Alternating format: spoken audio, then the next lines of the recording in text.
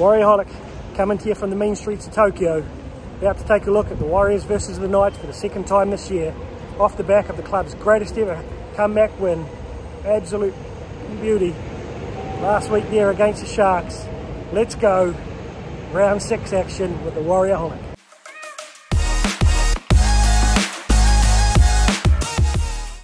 Hey team, welcome back to the Warriorholic. Round 6 preview of the Knights up against the Warriors. As you can see by the bags under the eyes, it's been a pretty hefty week here in Tokyo. Unfortunately, work not pleasure, so a little bit late getting this one out. It's actually 6 o'clock in the morning over here, so hopefully I'm not waking up the neighbours with the banter about the Warriors here. But hey, first up, Warriors over the Sharks, coming back from 20 points to 0 down. Best comeback in my memory in the history of the club. Probably a couple of wins that come close to that, but as far as comeback wins go, that did it for me. Funnily enough, you know, I think I was probably more nervous in the Bulldogs game the week before.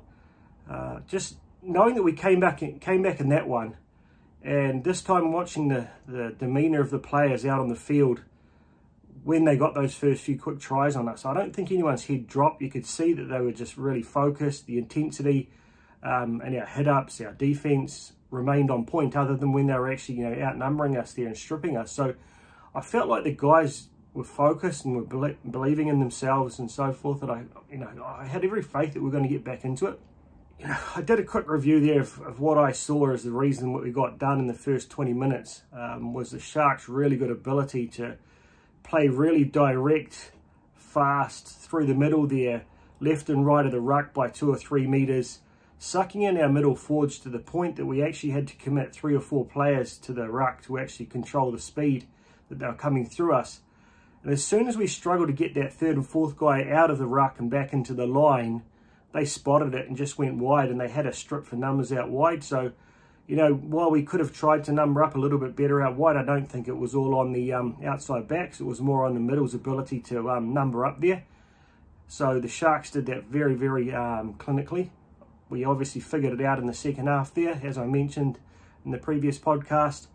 As soon as the momentum was stopped, our third and fourth defenders were dropping out of the tackle and getting back in the line, and as a result, they only got 1 try from, you know, spinning it wide on us in the second half. And I think that was just on the back of us defending a few sets and just struggled to get out wide there, which you're going to see even the best teams are going to let the odd try in. But those first, you know, few where they had a strip for numbers and we weren't marking up there, you know, the old traditional block plays, but done very, very slickly. But I'm fairly sure we would have sorted that out this week. So I expect them to hopefully start a little bit better there. The other issue I saw from us against the Sharks was their ability to defuse the bombs. You've seen Kossi in recent weeks has been really, really good under the high ball, but they haven't really been contested. I felt like the Sharks contested really, really well that battle between him and Mulatalo. You know, it went 50-50. They, you know, they both ended up dropping them. That led to tries for both sides. Hopefully we've done a bit of work on that, and hopefully we can continue to contest our kicks, because the Knights have got some big boys out wide there that we're going to have to really, you know, fight in the air to compete to get that ball, and also cover up any drop balls. Looking at the Knights, I only had a chance to watch the highlights of the Manly Knights game. My first impression was they got a lot of tries similar to how the Sharks got them, with, you know, the spinning it wide, the block plays and creating that extra man, and the Manly defenders not marking up there. But likewise, they had the same thing done to them. But what I will say from both Manly and the Knights, I felt like they were 20% below the slickness and you know, conciseness of the Sharks and what they were doing. I think the Sharks were next level. They were just so sharp, whereas things just seemed to be a little bit slower for both Manly and the Knights, which made, you know, their both teams, you know, letting in 30 odd points. Well, I think it was at 32 all in the end. Points in there. It's probably a sign that we can expose them. So, you know, we definitely would have reviewed that. The Knights have shown a lot of resilience to get back into their matches recently after a bit of a rough start, and still no Ponga there. But I feel like our ability to play as a team is still a little bit sharper than theirs. I think our game plan works well. that we're using our big backs to just punch those direct hit-ups straight up the middle and make their middle forwards tackle and tackle and tackle all the way through the first half and for the first 20 minutes of the second half. And at the end of the game, you know, we saw probably 10 minutes into the second half, even the Sharks, they were a really solid fit team.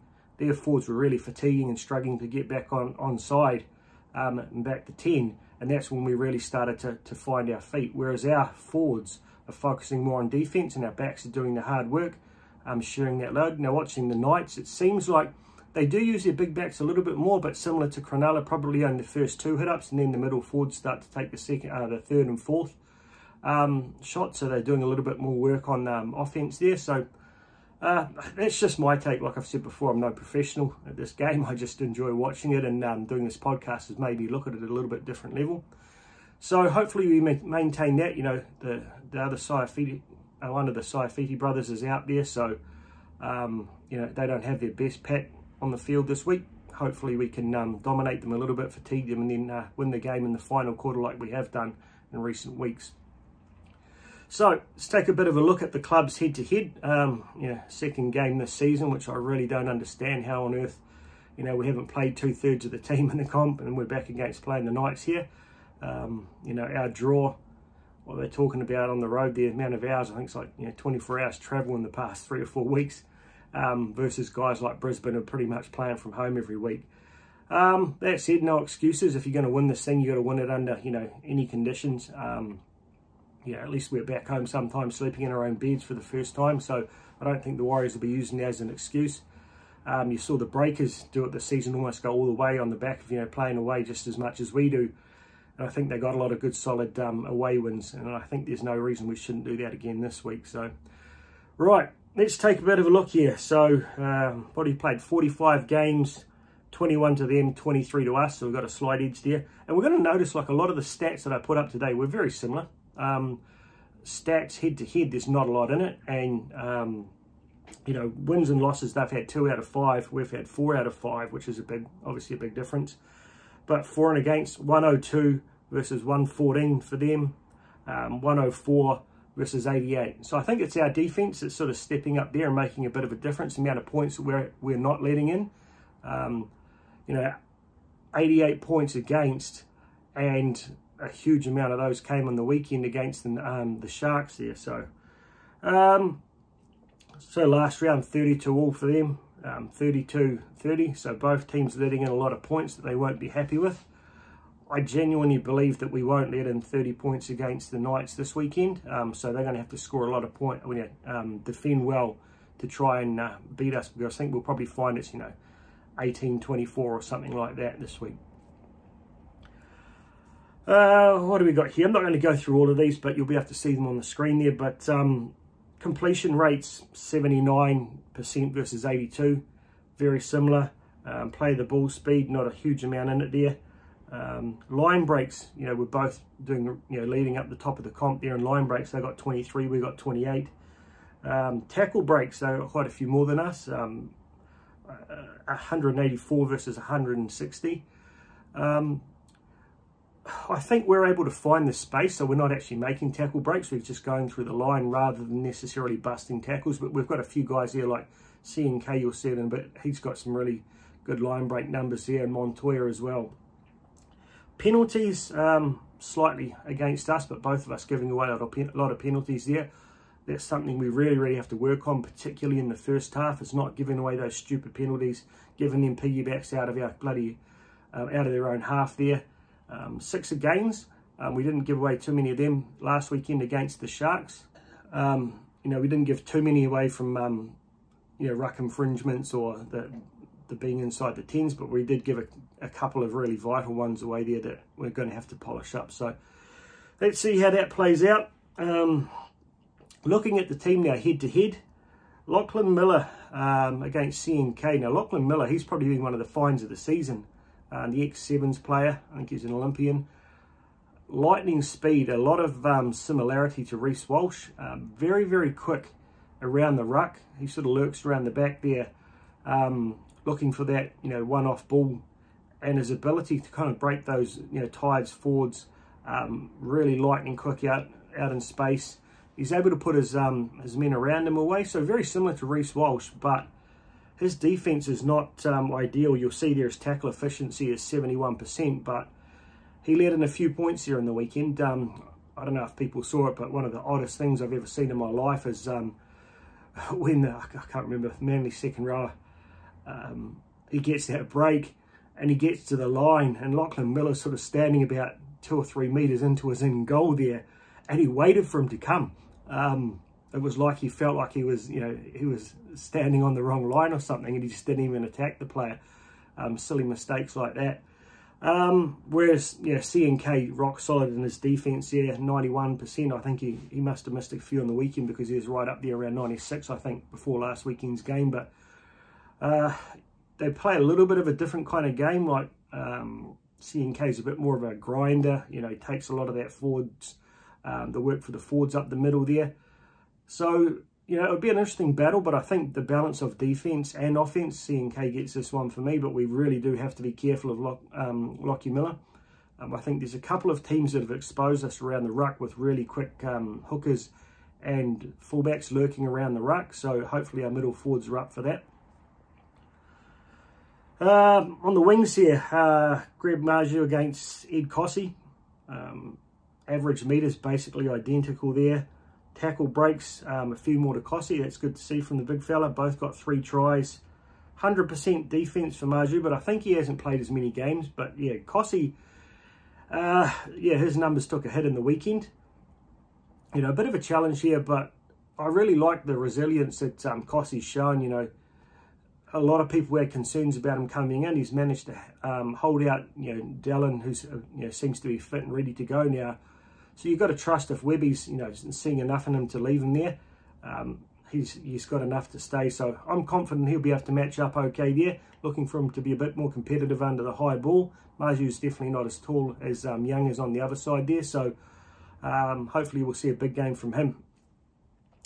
Give him a slight edge, eh? This one's going to be an interesting battle. Dominic Young against Montoya.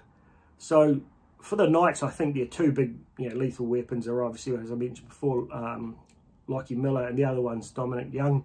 So much of the attack and so many of the points come from these two. Really, really solid play. What does he think? He's his 3rd year of the NRL. Coming from rugby, I'm pretty sure, from the UK there. Average metres 164. I'm surprised to see him well ahead of Montoya in his average metres there. Line breaks, 2 more than Montoya with 7 versus 5, 4 tries. Tackle efficiency 71% versus 73, but similar to Lockie Miller, just in the highlights watching there, Young seemed to be the guy missing a couple of vital tackles and letting in points.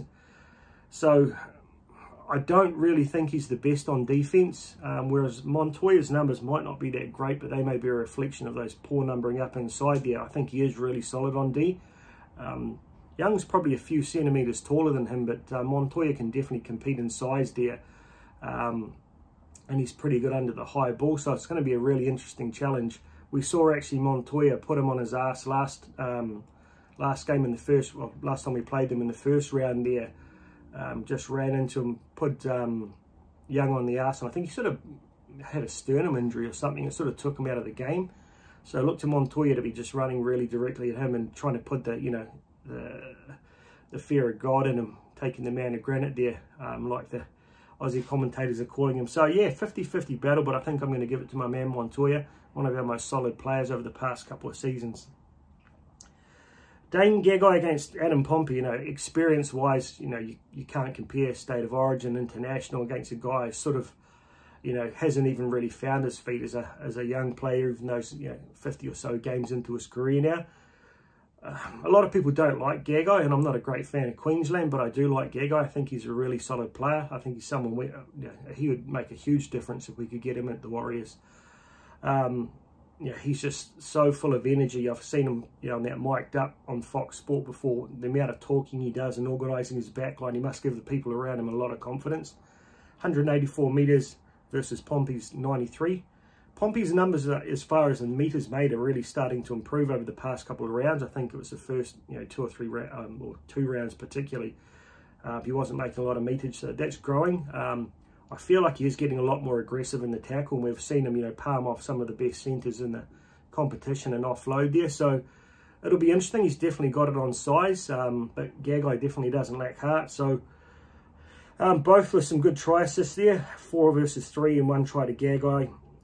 Tackling efficiency is very similar, so I'm looking forward to an interesting battle.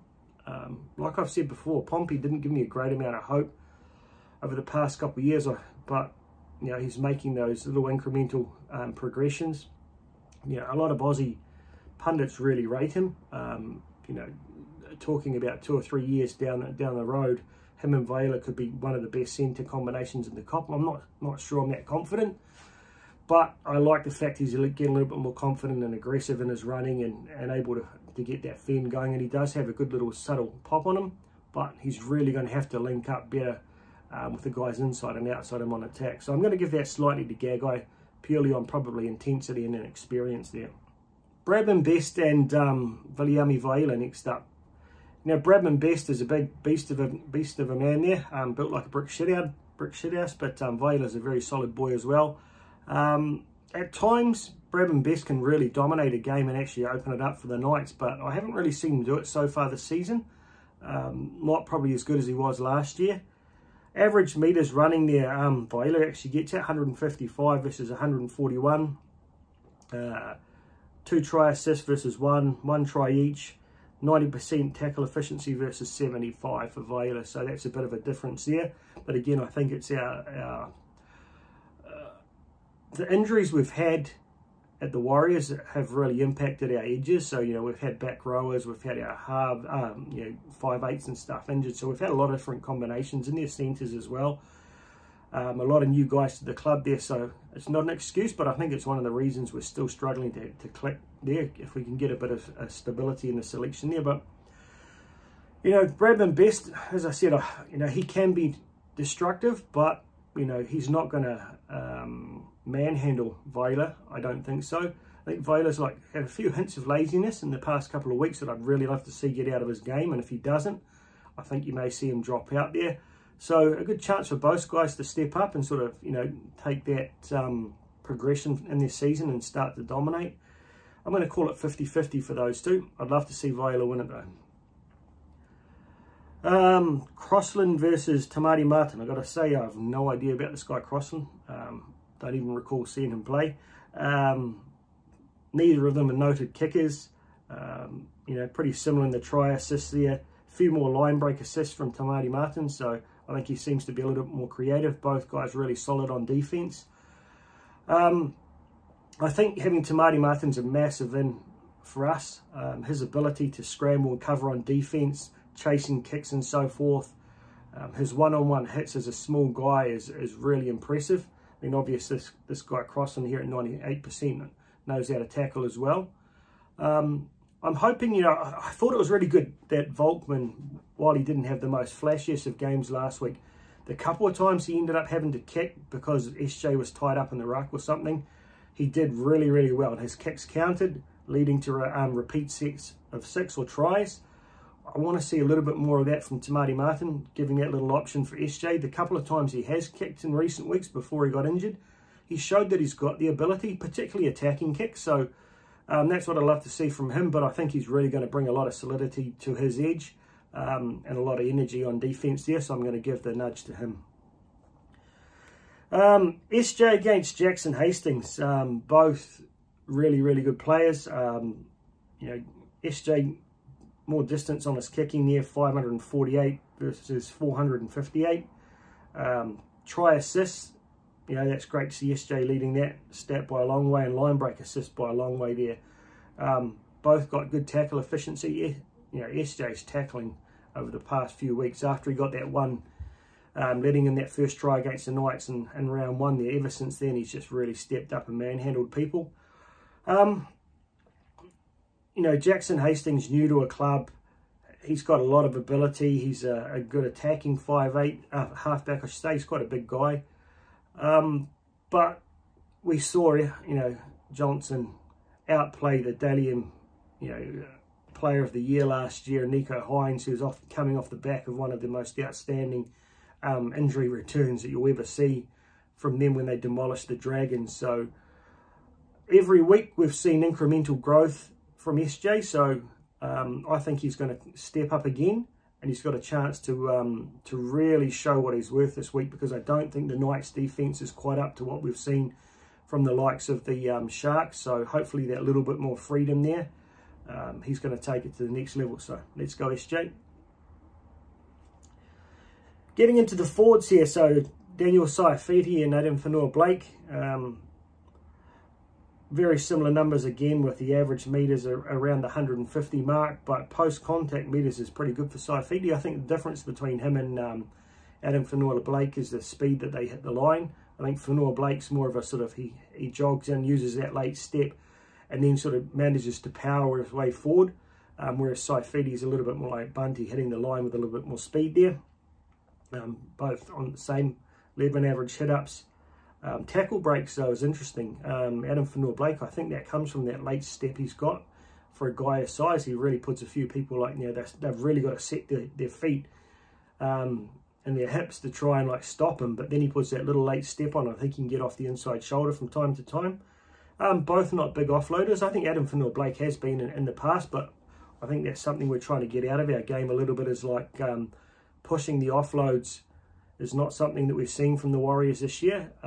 Maybe I'd like to see a little bit more, but they're playing the percentage play, and our middle forwards, like I said, are just pounding it up the middle there a lot, rather than looking for the flashy stuff, which is the lower percentage. I'm giving this to Adam Fanua-Blake. I think he's in the best condition we've seen him since he came to the Warriors. He looks happier. Yeah, looking for him to dominate. Hookers, Jaden Brayley against Wade Egan. Starting to become a real Wade Egan fanboy this season. Doing all the things we'd always hope for from a Warriors hooker. Again, showing what average Joes like me don't know. Thinking he wasn't the guy who was going to take us deep into a competition and wasn't creative enough and so forth. But all he ever really needed was a decent pack to get some front foot ball and show what he could do. I think he is really guiding the team around well now, really solid on his defence, which is reflected in the numbers here, 95% tackling efficiency. So a couple of things I'd like to see from him is a little bit more kicking, linking up with his players, taking them with him when he makes those little darts from dummy half. Somehow, I don't know how he gets that communication going, but it's just one thing, he's dying with the ball a little bit more often than we're seeing from our opposition hookers, who are good at that darting out of dummy half. And Brayley is one of those. In the Manly game, saw him take a couple of runs out of dummy half there, link up with a player on either shoulder, and get that extra 10 metres, if not go through and create a real line break. Whereas Egan, he gets that, front foot ball, makes the break out there, dies, and then we, sort of lose the momentum. So, numbers are very similar, Brayley's made a few more tackles, but that's probably to do with Egan having missed that match or two with the head knock. Tackle efficiency is basically the same. Both, neither of them noted kickers, so be an interesting matchup. Brayley's strength probably his speed. Egan more of a sort of his grinding, sort of hard work. Moving the boys around. I'd like to see him just have that really defining game where he takes it to the next level with his attacking game, kicking. Making those breaks, having anyone step back and go, well, this guy is definitely a top 5 hooker, and we can see him growing into, a top 2 or 3 hooker one day. That would be what I'd love to see this week, and I think that would really influence the way the whole game plays out. So I'm going to give him a slight nudge there, purely on Warriors bias. Leo Thompson, man, he's a big boy. I don't think I'll be wanting to take him head on, up against Bunty Afoa. So, if you look head-to-head at the numbers, Bunty's only averaging 47 metres versus 81. Post-contact metres, a total of 146 versus 82. Average hit-ups, 8 versus 7. 4 tackle breaks versus 7 from Bunty. Bunty's only playing around 17, 20, 23 minutes a game, whereas Thompson's up around the 40-minute mark. So he's playing longer minutes, so if you balance out those stats, they're quite similar per minute. Still not 100% sure what Bunty's role is at the moment, but, you know, they obviously rate him enough to keep him in there. There's a couple of young options floating around the New South Wales Cup. I'm not sure if we'd actually bring them in, guys outside the 28-man squad at the moment, but he's obviously doing enough to stay there, but an unusual role. But I'd love to see him really step up and dominate a game this week, old Bunty. I love him, great player, but just not sure how he's been used. So yeah, I'll call that one 50-50. Thompson coming into the starting lineup, he's normally a bench prop as well, so let's see how he goes coming in for side feeding. Fitzgibbon up against Ford, 4 line breaks versus, you know, 158 tackles versus 110, but bearing in mind Ford was out there with the head knock. Tackle efficiency both up over the 90% mark there. Average run meters very similar. Similar type of player, I think, really hard grinding forwards. You know, not the flashiest in the world. I think it was Fitzgibbon who might have got that try against SJ, actually, that first try in the first couple of minutes in Wellington there. But, you know, I really do like what Ford brings. He's an 80-minute player.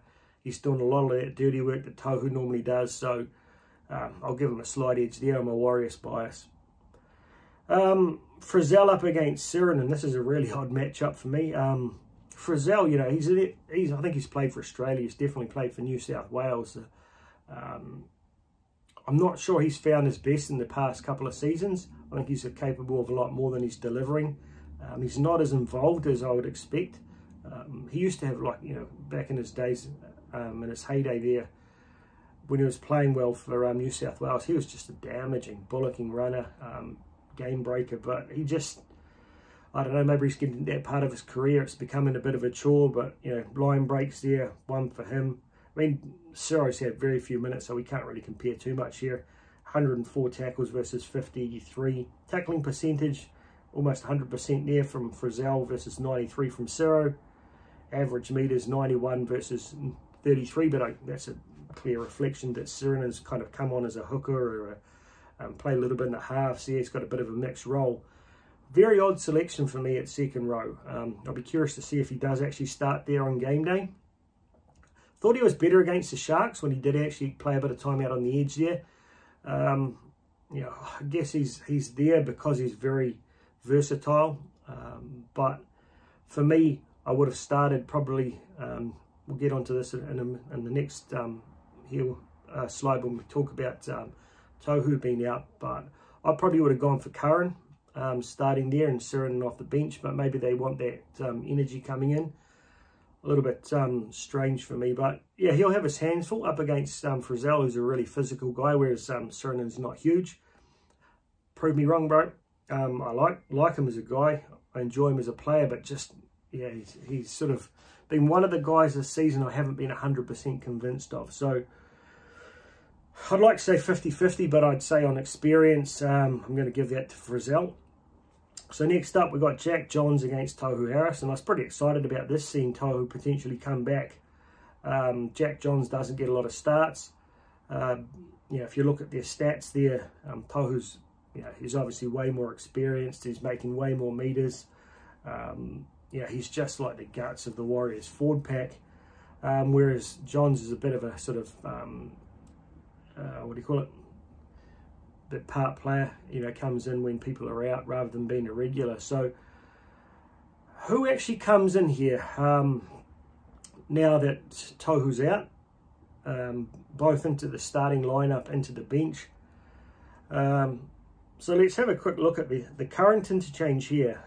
We've got Walker, Curran, Jazz and Tom Ali up against Kurtman, Hetherington, Croker and Johns. The only one out of them, you know, who'd give me any kind of concern is Hetherington. I love that guy. He's crazy, aggressive, probably gives away some stupid penalties, so maybe there's an opportunity to rack him up this week. Jazz and Walker, give him a little annoying nudges and see if we can get him to react. But, you know, they're not exactly the most impactful bench there, whereas I think ours is a genuine point of difference for the Warriors, as I've mentioned, you know, over and over. that energy we've got coming off the bench, which is why I mentioned they may have gone for Ciro, allowing us to bring in 3 of the most energetic, high-paced bench players, I think, in the competition, and Walker, Curran and Tavanga. Ali as well coming in there doing some great work off the bench. So let's take a quick look at the reserves to try and figure out what we might see happen now that Tohu's supposedly out. So we've got Dallin, Tuilpiki, Lasik, Volkman and Fakula. I think this would be an interesting game to give Fakula a start, to be honest. You know, not the most intimidating pack in the world, though it's pretty intimidating to go up there and play at Newcastle. It would probably be a packed stadium there on a Easter Sunday. But I get a slight inkling. I've heard Webby talk in a couple of interviews about how Lasik could potentially be a bit of a running forward there if needed. Do they look at starting Jazz probably at 13, then putting Lasik into 14 and playing Dylan Walker more in the middle is one option there, or whether they just bring another big back rower and Sifakula into the lineup. I'd probably like to see that, but heart's telling me they'll probably go for Lasik. Yeah, 50-50 on that one. So I don't think it really changes how I see the outcome coming. Next man up, I think if you've got Sifakula, he'll just be really excited. We saw him in the trials there. He didn't seem intimidated, was really solid. You know, he's got all of those experienced guys around him. I think Lasik, you know, he was a really good fill-in for Egan the other week. So I don't think, you know, we're going to lose too much. Well, silly to say that because Tohu's just a massive loss, but not too much of a risk, right? Because every now and then when you lose an experienced player, you start to really wonder. So, for example, if we had SJ out this week, I'd be a little bit more concerned because he's been the absolute centre of our attack. Massive on D, like he would be a huge out. Fanor Blake dropping out there now would be a huge out. But I think luckily Tohu playing a position where we have got a lot of depth there in our back row. I'm still confident the boys can get it done regardless of the combination we put in there. I'm going to say this every week till it fucking happens. Start strong, boys. I want the Warriors to score first. I want us to get the first 2 scoring plays. And I want us to see us pull away from a team and dominate an 80-minute, you know, dominate for 80 minutes. Don't make me get into my little bloody, you know, curled up ball because we're 15 friggin' points behind the fucking 8 ball after 15 minutes again. I think we can come back against the Knights. No Ponga again. You know, no one else in that team really scares me that they're going to come in and dominate the whole game on us like Ponga could if he was in State of Origin mode. But I'd just love to see us dominate from the first friggin' whistle for once so I can just enjoy the whole game. You know, it's going to be a nice sunny afternoon up there, 22 degrees in Newcastle, but a pretty big wind, I think. So, you know, it'll be a real battle of the kicking game there when you're playing into the wind as well, getting those passes right when you've got the wind behind you, not throwing forward passes. We've got the team to do it. We're playing as a team. I think we're playing a lot more polished, a lot more structured than the Knights. I don't think we'll let in the same tries that Manly did. So I'm going for the Warriors, something like 24 to, say, 16. I'd like to see a good solid win where we actually lead from the front and don't give it up. Warriorholic, all behind the Warriors, 2023. We're going for those finals. They're not going to stop us. Let's go.